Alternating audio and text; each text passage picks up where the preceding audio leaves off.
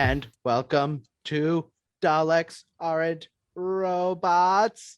I am Commander Dalek Josh, and I am here with my invading army. If you keep going with that, I am going to put my fist through the monitor and pummel you with my other hand. I was going to say I quit the podcast.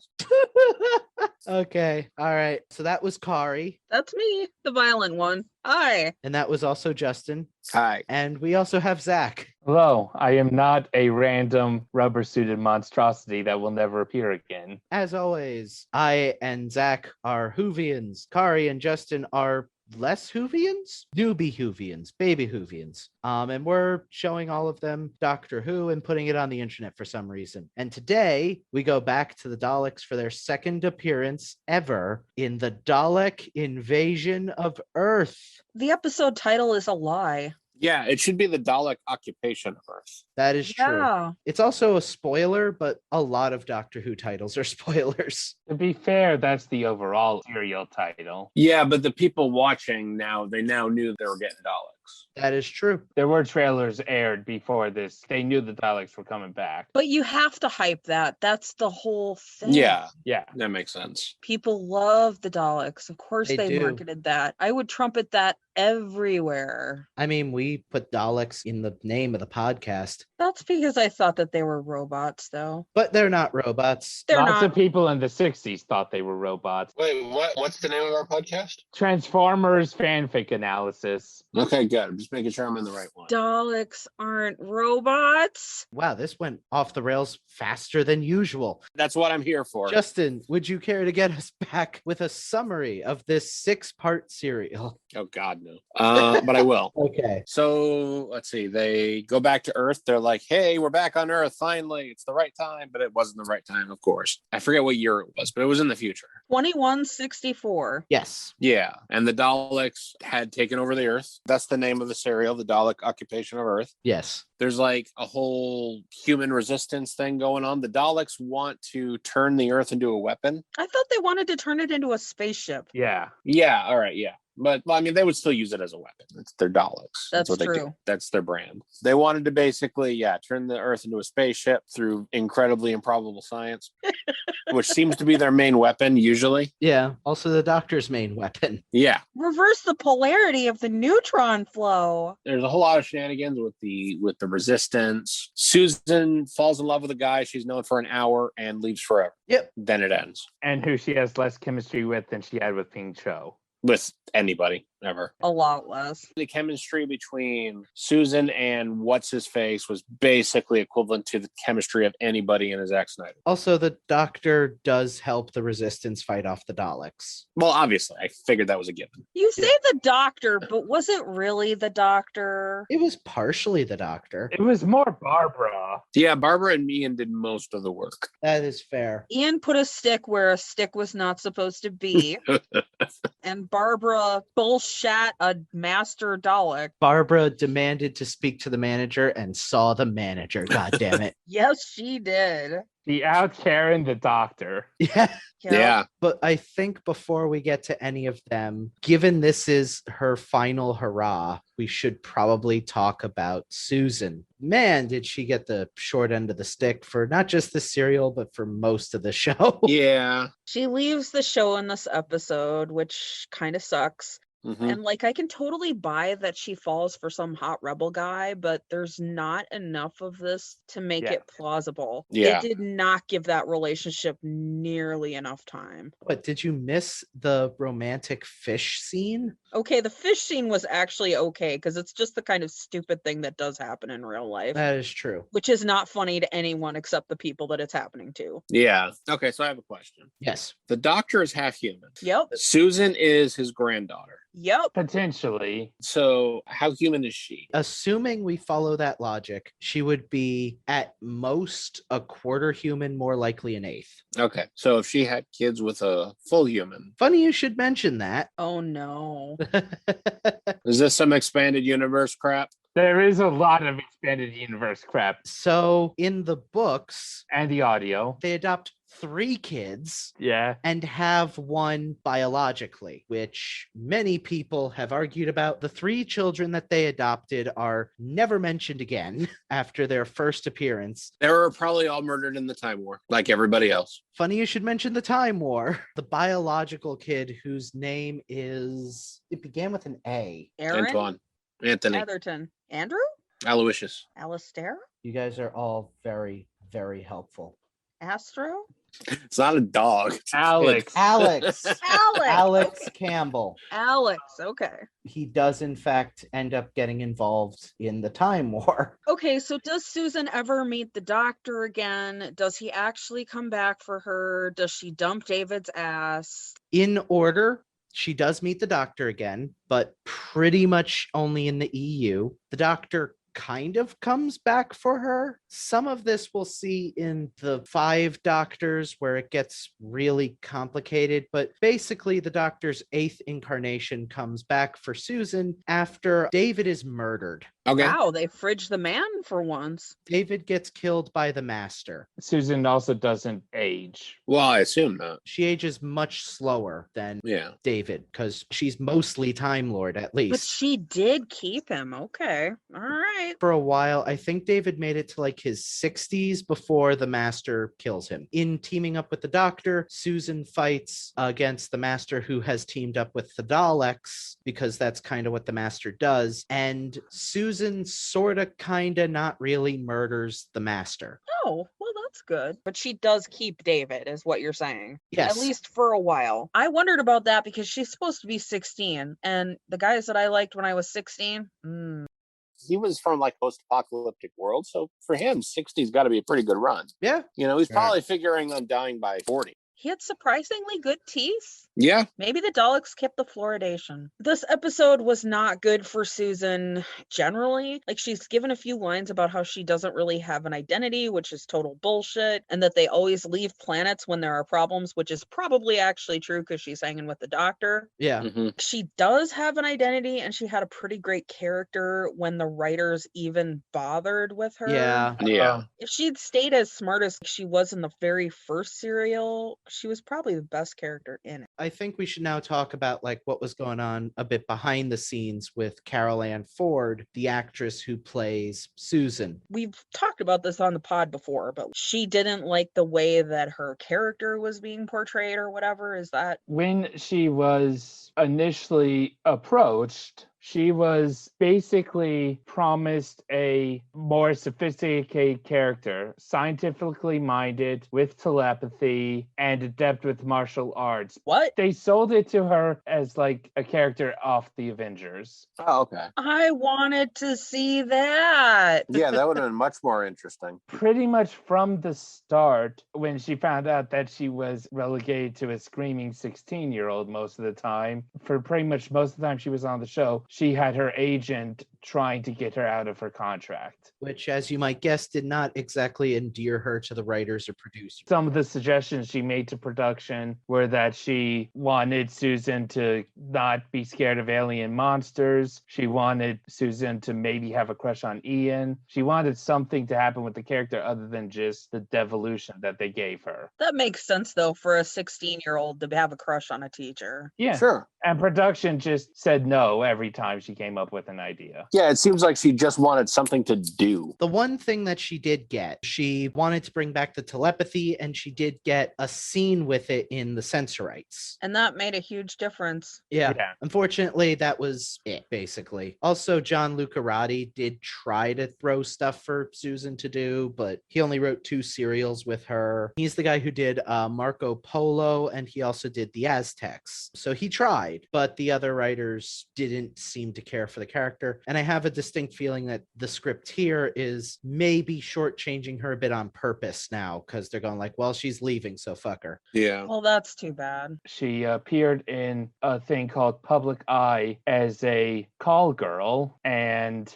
she got a lot of searing letters from parents because they let their children stay up late to watch it because they thought it was Doctor Who related. Why would you think that? Why would you think that? Oh, why would you think that? I think one thing we've learned doing this podcast, parents can be fucking idiots. Oh my God. She had a couple more film roles, not that many. She did some stage acting. And then in 1977, she had to give up acting due to an illness that caused her to lose her voice for a while. Oh my gosh. She's mainly since then worked as a vocal coach and teaching presentation skills. Any acting she's done since has been Doctor Who related. Since the late 80s, she was one of the biggest Doctor Who stars to like reach out to the fans and do a lot of fan events, and she was actually fan of the new show. Oh, that's nice. Well, at least she's not pissed off then. I liked Susan. Long live Susan. Yeah, Susan got screwed. The EU and audios have definitely tried to make up for it, though. Susan's become something of a fan favorite since departing the show. Is that because of what's happened to the character in the EU stuff? Partially, also, I think, because her connection to the Doctor early on. Yeah, that makes sense. Plus, there's a huge female fan base for Doctor Who, and that's one of their touch points. I found the quote I was looking for earlier. I wanted her to be like Emma Peel from the Avengers, but I suppose then I wouldn't have needed rescuing all the time. I would have loved to be Rose from the new series. She's great. I'm so envious. Oh. She was a Rose stan. Hey, it's better than her character. Yeah, Rose gets to do stuff most of the time, at least. Yeah, not when she's locked in a room for half an episode, but... Well, more things change, right? Let's talk about the Doctor. Yeah, Other Time Lord. He has some good moments in this one. I actually did like his speech at the end to Susan. I thought it was really touching, and he doesn't actually take the decision wholly out of her hands because there's enough time where he's talking that I feel like she could be like, no, I want to go with you. As dumb as the romance subplot is to get her out, I think the moment of her departure is well played and well written and actually does seem to try to show respect to not just the character, but the relationship she had with her grandfather. And that stuff that he said earlier that was super condescending about how she needs to be taken in hand, clearly he says that, but the way he's playing it, he clearly doesn't actually think that. Yeah, I thought it was really well acted by Hartnell because the dialogue is very condescending, but the way it's said is almost like he's realizing that this is no longer the case. I also do feel like this is kind of playing off of the conversation that the two of them have at the end of the Sensorites, where Susan does kind of talk about being conflicted with leaving places and never feeling properly at home somewhere. And the Doctor kind of brushes that off with just like, you'll get there eventually. But it's clear that at this point, at least, he's starting to get it. Yeah. They have both grown. I will also add that Carol Ann Ford was actually crying real tears at the goodbyes. That doesn't surprise me. No. They seemed like they had a pretty good relationship in real life. Everything I've read indicates that Hartnell was like actually grandfatherly to Carol Ann Ford, and the two greatly enjoyed each other's company on the set. She actually did have a story about Hartnell being disturbed and them kind of having a kind of fight over her drinking because she was, 23, wasn't she? 22 or 23, and she was playing 16. And then like a week later, Hartnell brought her like a giant bottle of champagne or something. So oh, right, you're actually an adult. Never mind. I was in character. Yeah, the Doctor had some other good moments in this too. I also really like the one where he solves this whole puzzle thing to get out of the cell that he's in, that the Daleks have put him in. And then he brags about how smart he is and how intellectual, only to get dragged away by Daleks because he just proved he's smart enough to become a robo-man. It was a test. It was all a test. The test and the puzzle was added. They had a lot of issues trying to figure out how to get the Doctor out of the cell. Best escape room ever? Worst escape room ever. Don't go to a Dalek escape room. Even if you win, you lose. Welcome to Dalek escape rooms, where you will always be exterminated. I will mention while we're on Hartnell, you may have noticed that he disappeared for an episode. Mm-hmm. That's because, when they were coming out of the Dalek saucer, Yeah. he was originally going to be carried out of the saucer by that actor. And during rehearsals, the actor was moving a little too fast and dropped Hartnell so that he fell and his back hit a camera steering Ooh. circle. Ooh. And Hartnell was temporarily paralyzed. Oh. Oh my God. Eventually, his lawyer got the BBC to pay for x-rays. They shouldn't have needed a lawyer to get that to happen. Then they determined that there was no permanent trauma to the spine, but he was basically bedridden for a week. Oh my God. So that's actually not Hartnell at the start of that episode, right before they do the firebomb. That is actually the crazy old guy from the plant room in Keys of Marinus. He's back. Did he find the keys? I like the idea that actor was just around. They just remembered, hey, wait, we have the number and he's an old guy with white hair. I'm somewhat sad that it's not the body double from Reign of Terror who went to all the trouble of shadowing Hartnell. That's what I thought he was going to say. No, that guy never wanted to deal with Hartnell again, I don't think. All right. So Barbara. Barbara owns this episode like she owns every good episode that she is in. She is a boss. She is a boss. She bravely escapes from the Daleks. She helps the rebels out, regardless of what that entails, whether it's cooking, distributing apples, running Daleks over with a fucking truck. Yeah. She's amazing. Hit and run, hit and run. who needs an acid bomb? And then, of course, her epic moment of triumph at the end, where she Karens her way up to meeting the lead Dalek and proceeds to bullshit him with garbled human history references. And eventually, you'll know that is the plan that did work. It didn't work the first time she did it because she wasn't quite fast enough, but the second time, that is what turns the tide. Yeah. Once the doctor was able to show up and help, that Yep. was what got it going. He was great. As always, Jacqueline Hill is just fantastic in every scene, just owning it. And you know what?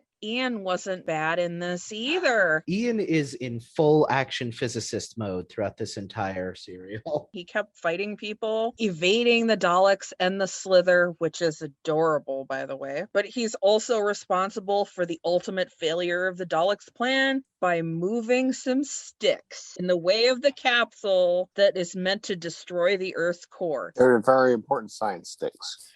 Hey, he also pulled wires to prevent him from fucking the planet. He did, and it was great. Okay, you've come a long way. He listens to people. He's nice to people. He's not an arrogant jerk. Yeah. I don't know. Yeah. Why do they keep parking their TARDIS in the worst possible places?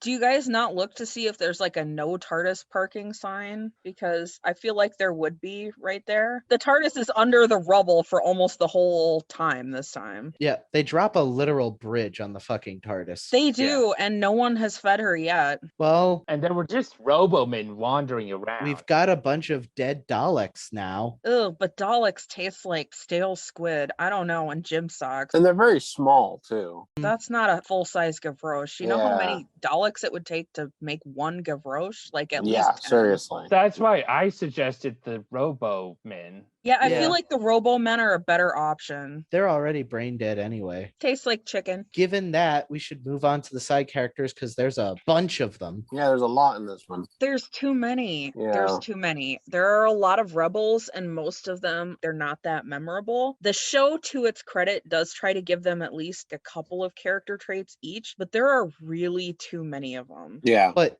were you not won over by David's unending charm and I was not. David is one of the weaker of the guests. Only like 3 of them were super distinct. One was Wheelchair Guy, hmm and he's the smart one, and he's building bombs to use against the Daleks, but the bombs don't ever actually work. Also, he ends up killing himself when he thinks that he'd be stopping other people from escaping the Daleks. At one point, I kind of wondered if his bombs were like meant to be an analogy for the atom bomb. Like, what would have happened if the atom bomb had hadn't worked type of thing, but I don't know if that's the case or not. Interesting point on that there, because Guy in Wheelchair is meant to be sort of a stand-in for a different historical figure, or I guess a parallel to a different historical figure. Yes. Oh, who is that? Well, it ain't Neville Chamberlain, I can tell you that right now.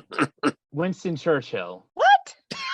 It can't be Winston Churchill. He dies. Well, more his speeches and his rhetoric, the talking about light and darkness and constantly saying victory and all that. Yeah, but he also is totally ineffectual and then dies. Well, he's not totally ineffectual. Yeah, His he is. bomb- None of his bombs actually work. And he gets everybody killed because he doesn't even test the bomb ahead of time. The acid in his bomb does prevent the burning of London. Yeah, but it's totally ineffective against the Daleks. The rebels take those bombs and do a direct assault on the heliport or whatever where the Daleks are, and they all die.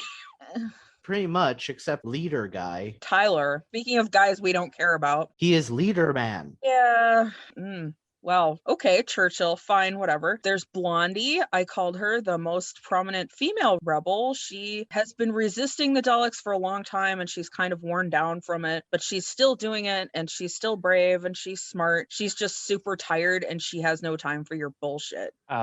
Yes, Zach, I think we should tell why Blondie is here, because she wasn't originally going to be, Well, she was, but but not as this. yeah. I liked her. I mean, I thought she was a good character. They did intense rewrites on her a week before they started filming and recast. Why? The character who was going to be there was originally supposed to be Susan's replacement. Yes. Oh, And I believe she was also going to be half Middle Eastern. By that point, they had dropped that. Oh, that's a shame. She was going to be half Indian initially, but Oh, Indian. Okay, that would make more they were sense. going to cast a 14-year-old actress. They had one lined up, Pamela Franklin. The character was going to be Dortmund's daughter. That was going to be revealed when he died, giving her no ties to it, so then she would travel with the Doctor. But the show was having issues potentially getting renewed. Ladies and gentlemen, it is time for yet another case of how did Doctor Who almost get canceled this week? Take your shots, It everyone. wasn't until like halfway through filming that they got 6 more weeks. Verity Lambert had a hard time keeping Hartnell and Ian and Barbara on because they wanted to be signed for a longer period of time and they wanted more money. What? Job security? Who wants that?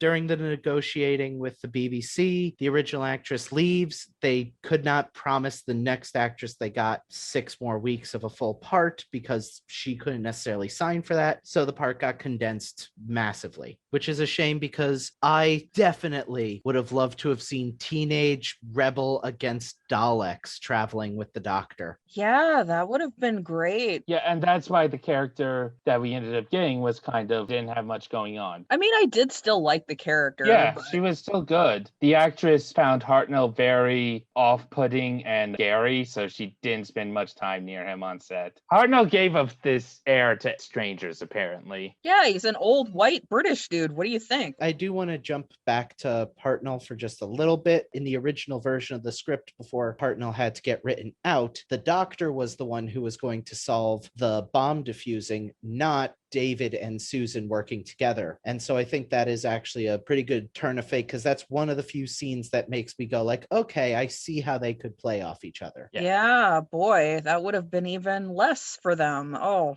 yikes.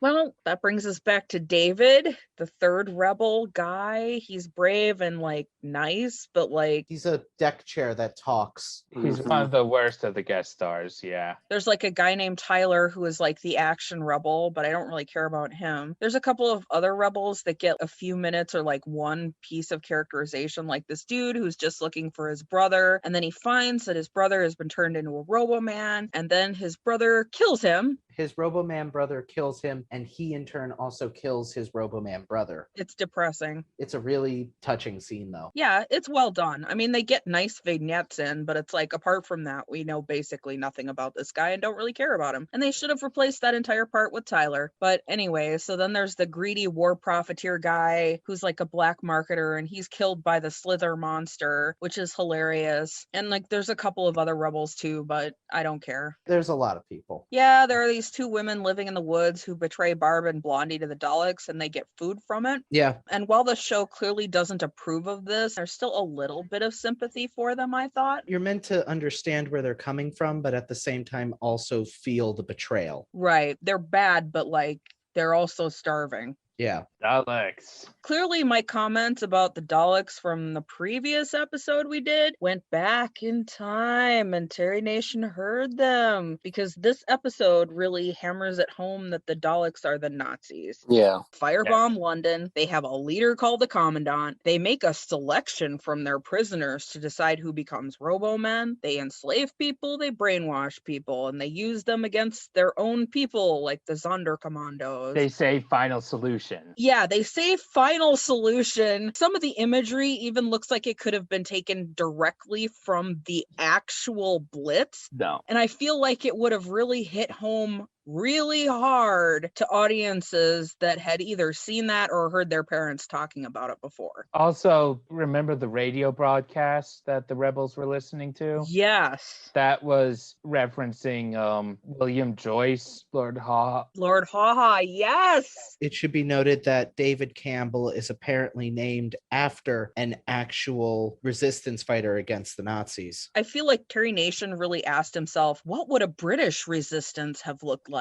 And just made that. Everyone has a stiff upper lip, even people that are exhausted, even the women. A part of me kind of wonders if after the popularity of the Daleks took the show to like the big leagues, if Terry Nation was finally given a blank check of you can do whatever you want with the Daleks. And so he's like, I'm gonna do everything I want to do. All of it. They got some serious upgrades. They've got air power because they have their saucers now. They can submerge themselves in the river. We see a Dalek coming out of the water, and for once in its frickin' tin can, trash can life, it's actually kind of scary. They're not bound to roll only on metal, and they're even faster than they used to be. Yeah. And they come in cool multiple colors like black and striped. To be fair, it's black and white. And gray and white.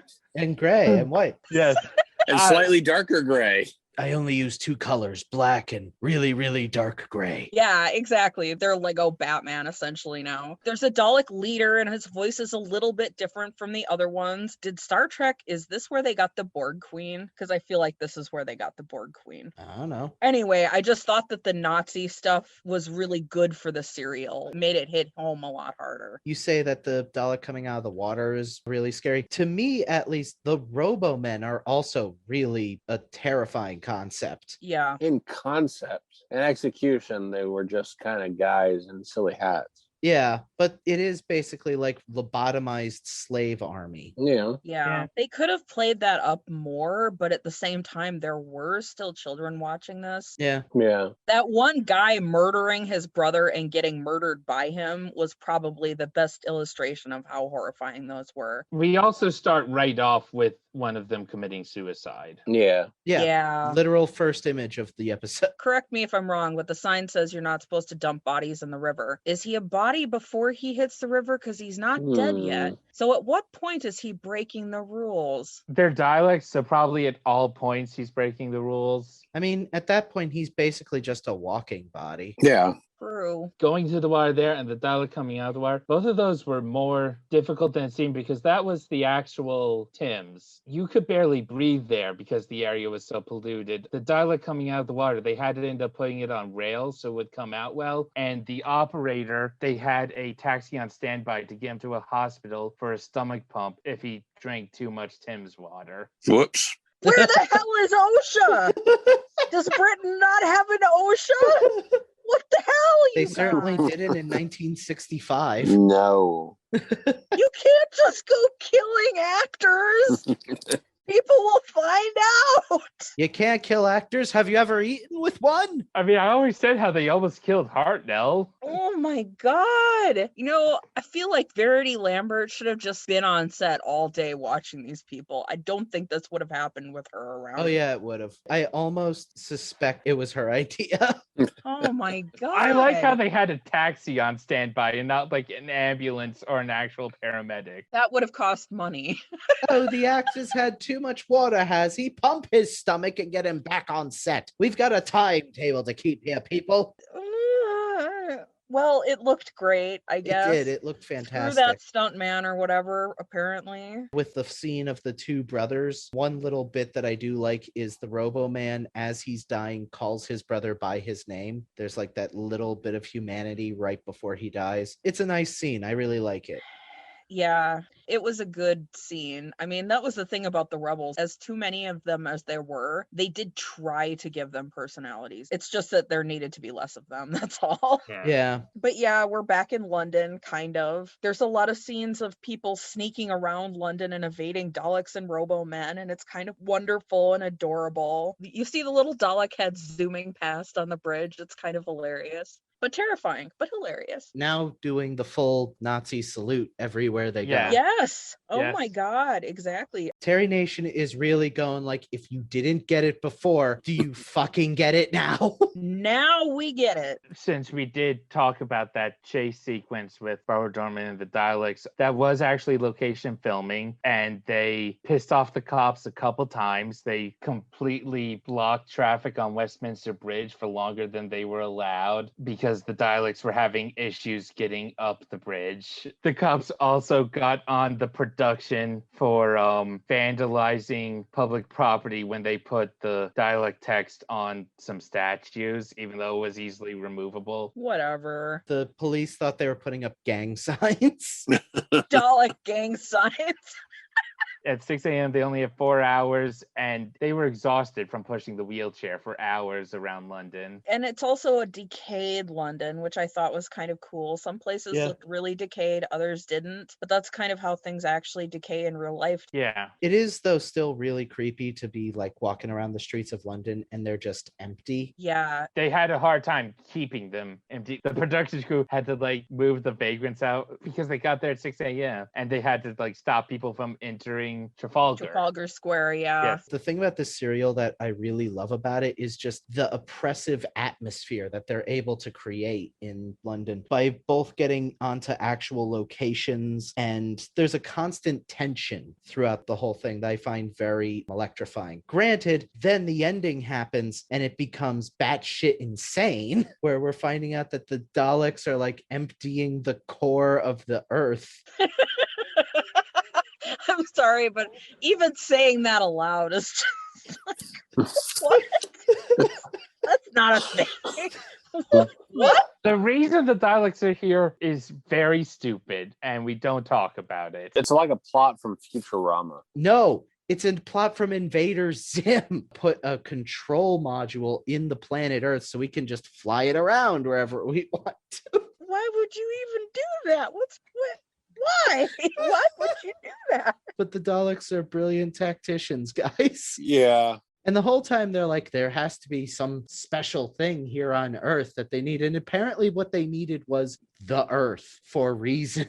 Yeah, I was thinking, what are they going to find technetium under there? Is it radium? Is it... Do we find out that fucking iron is the gold for Daleks? Nope. No. Drain out the core of the Earth. Yeah, they want to suck all the goo out of the middle of the Earth so that they can put some machines in there that'll make it go. But up until that point, it is a terrifying, oppressive occupation, and it feels like a terrifying, oppressive occupation, where even when they get moments of relief, there's the sense any moment something could happen. And they do keep up the pace pretty well. Yeah. Too. I realized I forgot to ask something about the Daleks earlier. How many of them did they have for this? They had kept 2, they made 2 more, and then they took back 2 that they had donated to St. Bernardo's Children's Home. I hope that they gave them back. Well, they gave back 2 others because one of them they painted black to be the Black Dalek. Oh, sure. They actually painted that one in phases. That was also the saucer leader. That was black and white. It was a red Dalek, but they want to paint it black. Oh, no. Again, I quit. So there were 6. All right, let's move on to production. I need to know if there were Dalek toys and what kind of toys. And was there soap? Is there Dalek soap? By putting a Dalek in the water, this is like your perfect opportunity to make Dalek soap. Yes, there was Dalek soap, Yes. even in 64. Oh, I knew it. See? At least they didn't fall down on that marketing opportunity. I have shared some pictures of Dalek soap. Oh my God. We will post the pictures of Dalek soap to the website. We have a board game. We also have a cork gun for hunting Daleks. Oh, England. Thankfully, the police in England don't have guns. Oh dear. We had this amazing blue Dalek costume for kids, but very few of those were made because the factory burned down and then the company went out of business. So instead, the Dalek costume most kids had in the 60s was this awful thing. I'm sorry, you said that the ones who made the blue costume had the factory burned down and then went out of business. Yes. Was there like a monkey's paw involved? No, I can tell you what happened. I know exactly what happened. They never caught the BBC, is what happened.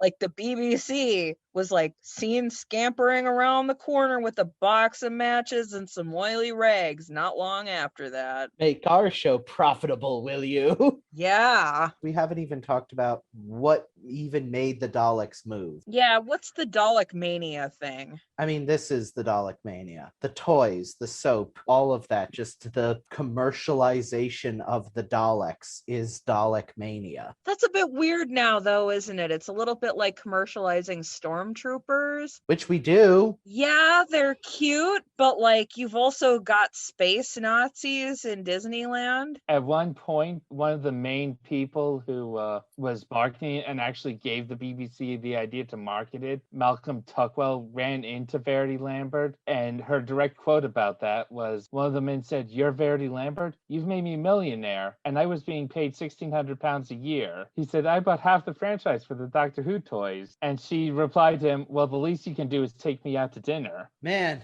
the more things change, huh? Yeah. I do want to point out, though, Kari, the fact that you've noticed that the commercialization of a literal Nazi allegory is weird was not lost on at least one Doctor Who writer, Paul Hartnell, who would end up making the audio drama Jubilee, which basically was all about like, hey, isn't it kind of fucked up that our society turned the Daleks into a fucking children's toy that you're meant to view as kind of friendly and cute? You said how the Daleks move, and just taking that literally for a second, originally they were just on supermarket trolley wheels. That wouldn't work on London pavement. No. No. They found that they clattered too much. You don't say. So they added 3 pneumatic wheels and a pedal system. I could not find exact details. It probably wasn't like a tricycle thing. It seemed to be a pedal system that they worked with their hand. That's why the Daleks are taller now, because they have to hide the pneumatic wheels. Oh dear. Do we want to talk about the Slither? Yeah. Oh, we do want to talk about the Slither because it was really cute. It's like the creeping terror from Mystery Science Theater 3000, remember? Yeah, where it's clearly just dogs and carpet remnant.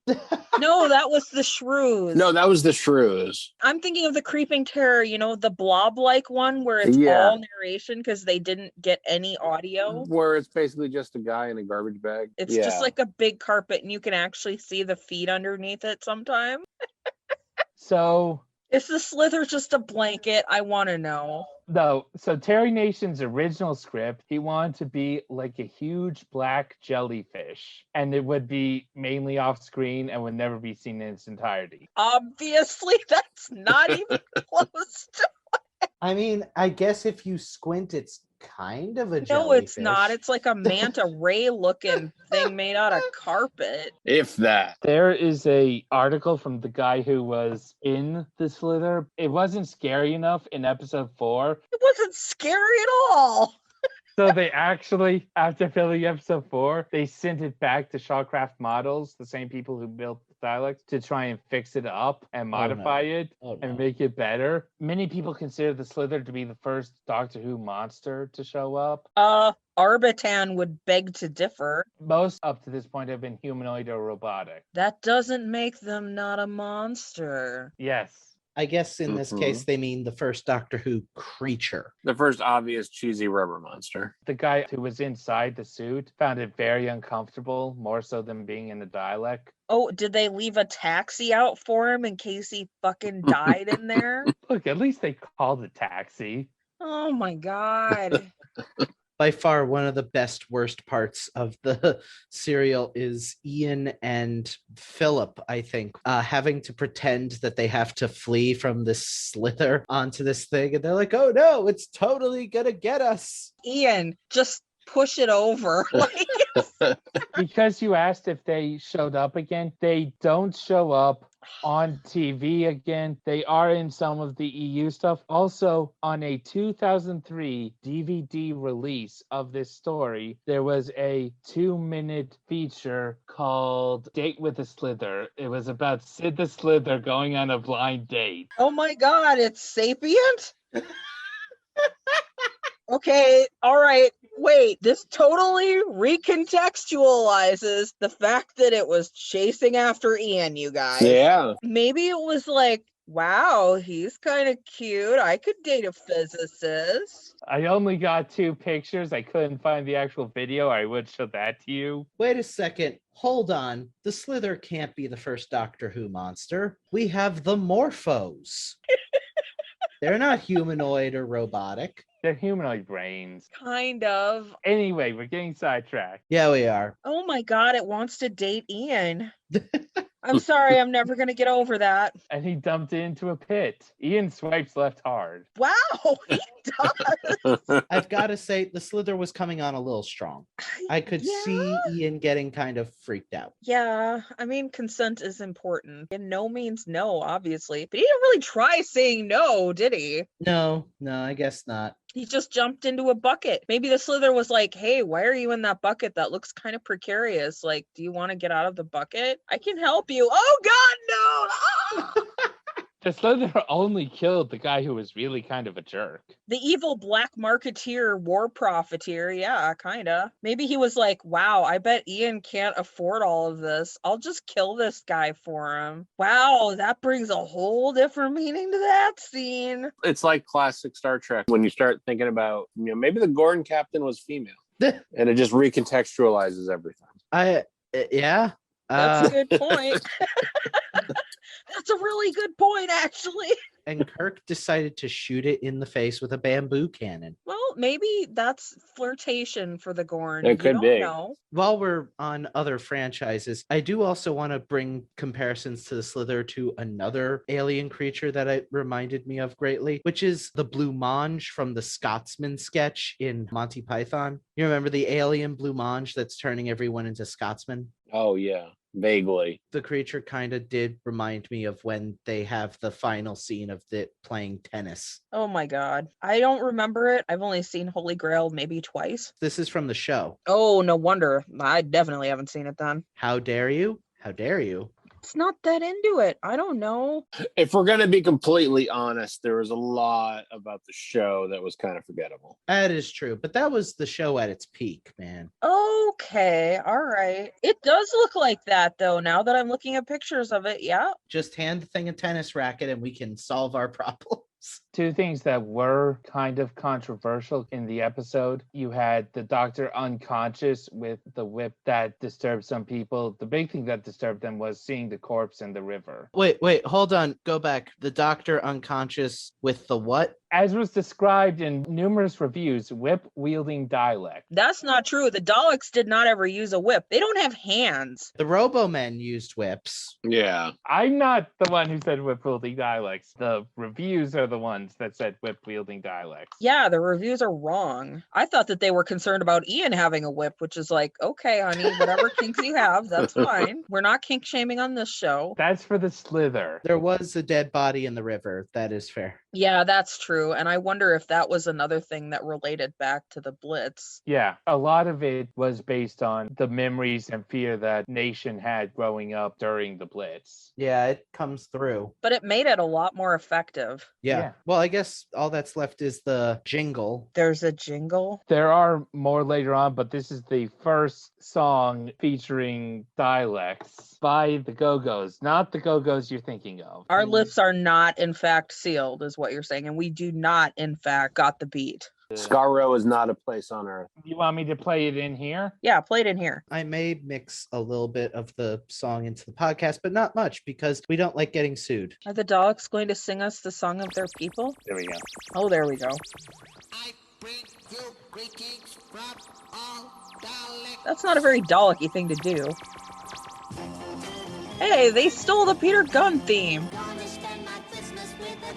No, you're not.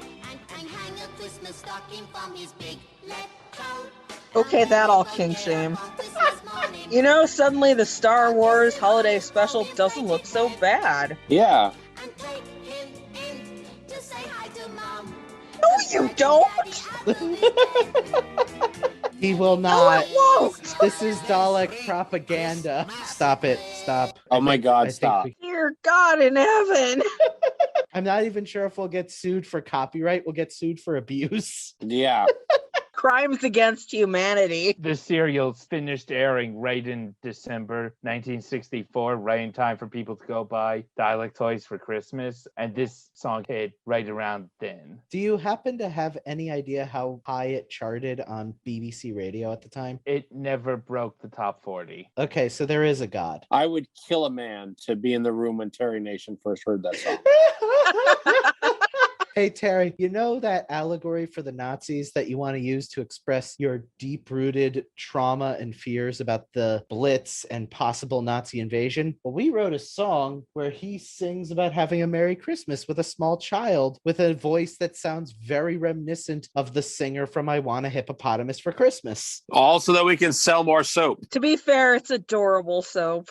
I will mention that the reason that they did get renewed, the serial itself garnered 12 million viewers for most of the episodes and held the number 10 position the whole time. Basically, this was the most successful serial Doctor Who had ever had. Yes. And so the BBC was like, fine, I guess you can have money and keep making your show. Just don't play that song at us.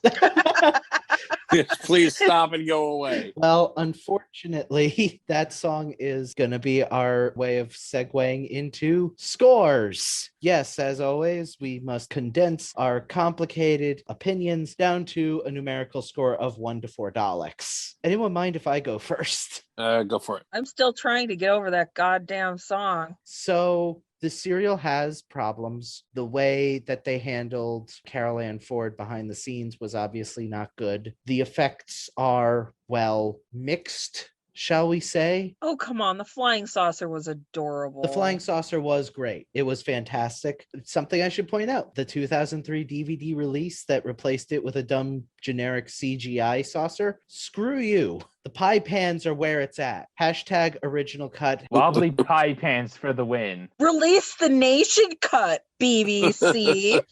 Also, there are obvious tone problems going from the darker, grittier, grimier occupation story to the Daleks want to drain the core from the planet. Despite all of that, I'm giving it a full 4 Daleks. It is, I feel, a wonderful watch. I feel it is successful in pretty much everything it wanted to do. And the areas where it was, shall we say, rough, I feel owe a bit more to the time and the level of production that the show had than the serial itself. And the high points for me are just absolutely fantastic throughout this whole thing. So, Zach. We're going to get the two Doctor Who fans out of the way first. Okay. I mean, Dalek Mania was already rising. This helped it, even with, the obvious missing of the point or the message of the Daleks. I guess we're just rating the episode and not the mania. Yeah.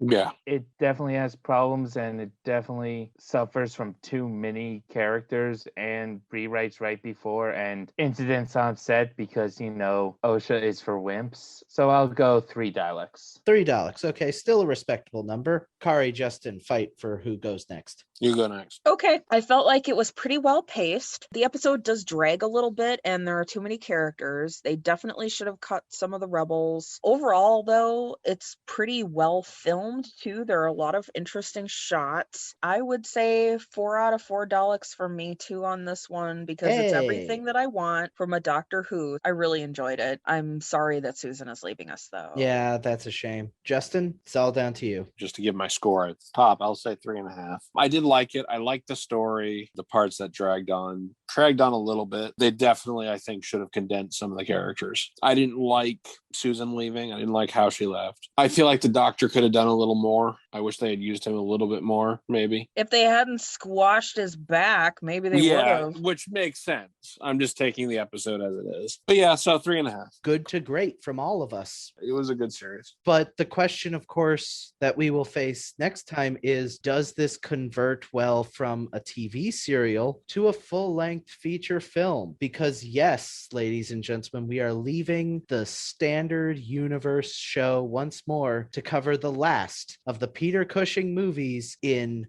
Dalek Invasion 2155. Wait, they changed the year too? I'm pretty sure it's I think it's 2155. Dalek Invasion Earth 2150. Sorry, pardon me. Dalek Invasion Earth 2150. And yes, they did change the date. Why did they change the date? It tested better. Damn focus groups. People like big round numbers. Release the nation cut. We all want to spend Christmas with our dialect. I really don't. No, we don't. Everyone back home, remember, feed your TARDIS and do not let a Dalek in for Christmas. No. They will murder your family. It may just say it's just there for festivities, but it will murder your family. He is Justin there to absolutely hollow right. out your family and then use them as